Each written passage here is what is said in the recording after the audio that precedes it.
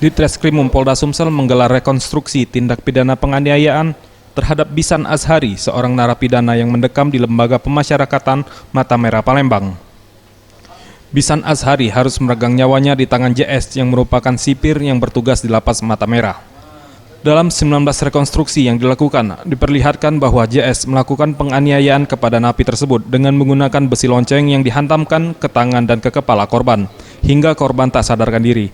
Korban sempat dilarikan ke rumah sakit dan menjalani perawatan medis, dan 3 minggu kemudian korban meninggal dunia dengan kondisi pendarahan pada bagian kepala.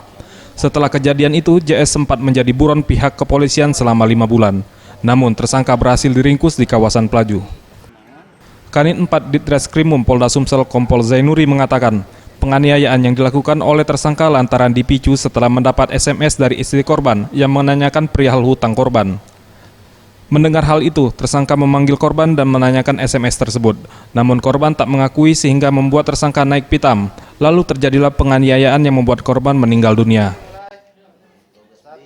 Tidak ada yang hasil dari penyelidikan kami dan penyelidikan kami bahwa itu seketika.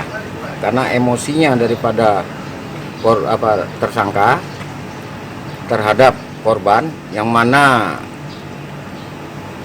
tersangka mendapat SMS dari istri daripada korban menanyakan permasalahan hutang suaminya.